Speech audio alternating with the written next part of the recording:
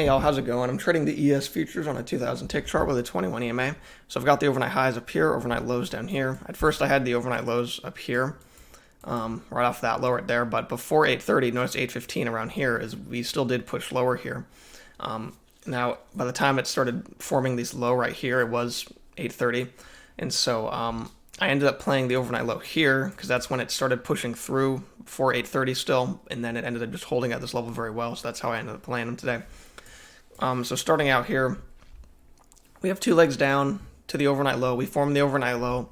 We push off of it here, which at first I had it, up here. We formed the overnight low. We started getting congestive at the overnight low here. We pushed back up here, and then that's when we confirmed that this area is the overnight low after we pushed back up. And so two legs down, and then we have one leg up, break, and then we start a second leg up, and then it's resisting off of right here.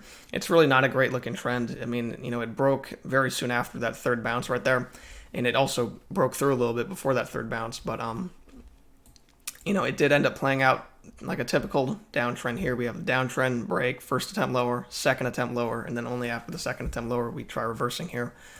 But not to skip too far ahead here. So we push up here, we break, we have that second leg up. There's really no good entries in here. It just spikes up, spikes back down, and then you can look for a short right here off this third bounce, but there wasn't anything perfect. I wasn't going to take this right here, even though you can see that second entry. It didn't hold on the trend line. Now, overall, I do consider that a third bounce right there, and it held, but on the short picture, you're not going to enter that. It did break right there. It's not a perfect entry. It's not right off of it. It broke through, so you're really not off of any significant level right here. Now, and that's considering you have this big measured move in play at the overnight low, which is an area that you can expect a possible reversal. So I would expect a possible reversal pattern. See, first entry short, second entry short, failure, but nothing. It didn't hold well above the EMA, of course, so there's no good long there. But regardless, you would expect a possible reversal in this area here. So when you push above the EMA again, hold above, and then have a spike up, and then it doesn't quite hold off that trend line, there's no way I'm going to go short right there. And then we push lower here, push back up, way too big, and then by the time you get this entry here, it's right into this trend line that just clearly held right here and here. So it's not worth entering long right there. But it does push up here. Now notice how we have this uptrend, break, first attempt, and then second attempt at reaching that measured move right there. On a big picture, this right here really does just become one leg here, so you can see those two legs up. But you do have this second attempt to reach this measured move here, so you can see this uptrend here, break, first attempt to reach a measured move, second attempt, failure. Now, like I said, this downtrend, while it's not perfect, it does still play out the same. It did have a third bounce there, so downtrend, break, first attempt lower. I wanted to get in on the second attempt lower here, which wasn't until over here. So at this point, we have the first attempt lower, and then we start the second attempt lower. But the main reason I like this trade right here, which I'll explain how. Oh my God, there's a hummingbird right up my window. All right, sorry about that. We push lower here. Where was I? I got distracted by this hummingbird. It looked cool. It was right outside my window for like 3 seconds straight. Anyway, so the first attempt lower, second attempt lower, and then the reason I like this right here was because it was the second attempt to reach this measured move, and I was expecting that to fail because we were also starting to form these range highs right here. So we're forming a range, third bounce, there's a triple test right here, we push lower. Now, here's what I was considering. The reason I wanted to close below the EMA first, which is I actually entered after this bar right here and used a limit order, which at this point I had the overnight low lowered to here. So I still wanted it to close below the EMA because even though we are bouncing off this trend line right here, this range line, third bounce, even though it is a failure to reach this measured move here, I wanted it to confirm as the failure because we still have this push up here, which is making a triple bottom right here. And so you could look at it as a count reset on a short picture. And then you have uptrend, break, first attempt higher. You can possibly get a second attempt higher, stop you out, and then do what you want. And so I wanted to close strongly below the EMA in order to confirm that we're actually, the failure is actually happening. The failure to reach this measured move is actually happening. I didn't want to risk it bouncing off the EMA, stopping me out, and then doing the failure. So when it closed below, that just confirmed it for me.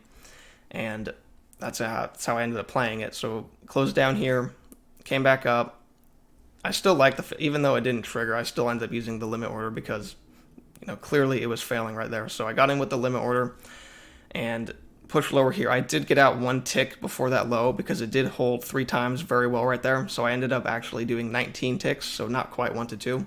But either way, I probably should have just left it. There's usually never an issue pushing it all the way down to the target, even if it's at the resistance level. But anyway, so once again, third bounce off the high right there. Failure to reach that measured move. Rush below the EMA right there. I like that trade a lot. So push lower here. Now at this point, notice we have downtrend, break, first attempt lower, second attempt lower. And what happens as soon as we get the second attempt lower, making the new low, we immediately try to reverse higher here. And we have good context for it too, because we broke out the overnight low. And what happens when you break out of the overnight low, because it acts like a range, it is a range, it attempts to fade. So we push up here, we go back a little bit, we fade it back in a little bit, but ultimately it acts as a breakout pullback, and then it starts getting really choppy here.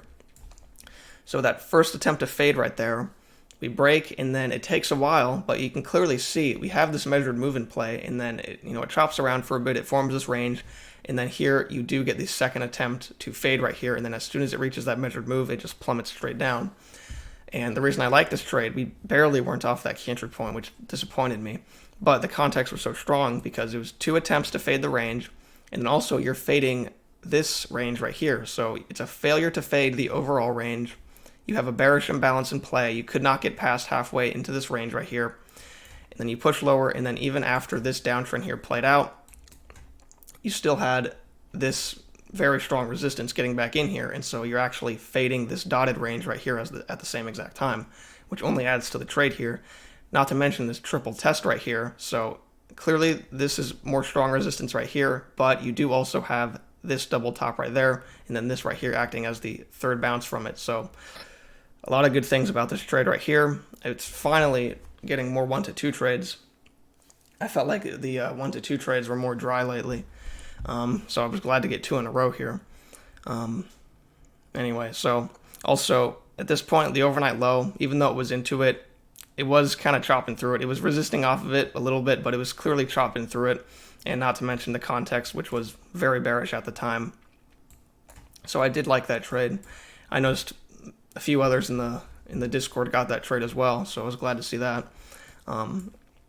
Anyway, so we push lower here. We have this breakout pullback. Really no way to get in on that. It just kind of pulls back and has a massive bar down. Get these couple legs down here. Now at this point, I was getting this larger range. It was reaching the lows of this larger range at this point. This larger downtrend here.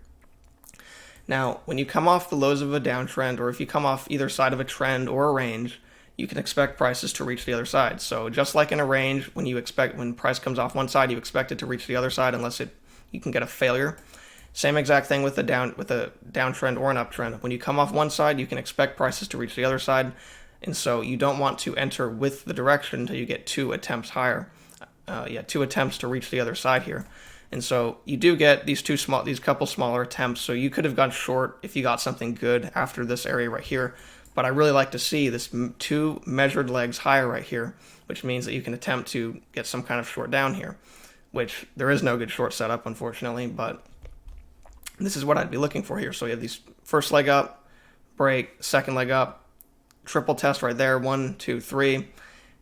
Acted as a double top right here, and so what I was hoping for was a push below and then a failed second entry to ride down to these lows here. So this would have been perfect context if we had gotten a setup for it, but instead we just kind of got this lower high right here that was very congestive, so you don't want to enter on that. But if there was let me draw out a visual. So if we had gotten something like this right here,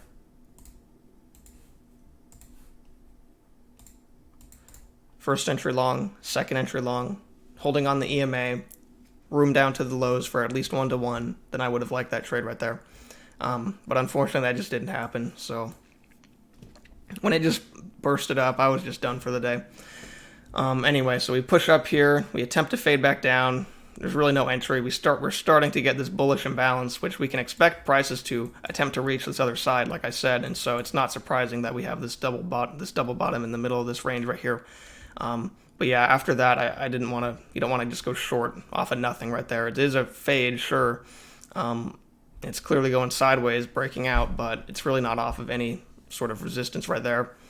And yeah, you do have the bias with you, the downtrend, but you also have the fact that price will try to reach the other side of this channel, working against that. So I would want something that's more confirming right there. But anyway, we can still get something. We can still get a reversal pattern back down even before reaching here, as long as this range holds, the EMA holds. If we push lower here, we can still get some short right here. But anyway, so I guess that's it for the video. I appreciate you watching. Yeah, I found out how to change my mouse cursor to red. When I found out you can change the mouse cursor, I spent like 30 minutes figuring out what color I wanted. And also I made it bigger too. So I hope that helps people see the mouse easier. I forgot to respond. I saw someone comment. I was meant to respond to him, but I didn't have time. They asked me if I could highlight my mouse cursor, which I'll look into that. I don't know how to highlight my mouse cursor. I'll figure out how to do that, and I'll see if I like it or not. But I hope, the mouse cursor is bigger and red. Hope it's easier to see now. Anyway, thanks for watching. Oh yeah, I was gonna mention, my dad got me, my dad gifted me a pocket watch. It's let me know if you know about these. It's it's either 1911, it's like it's at least 1911, but it shouldn't be later than like 1925 pocket watch, Elgin Father Time. So the movement is called Father Time, but the pocket watch is an Elgin, and so I'm trying to learn about it right now. So my dad gifted me that. Just thought it was really cool. Thought I'd mention it. Maybe in the Discord I'll post a photo of it. Anyway, so if you know anything about that, let me know, because I'm still trying to figure out the history of this watch here. So anyway, thanks for watching. Appreciate you watching this video, and have a good one, everybody.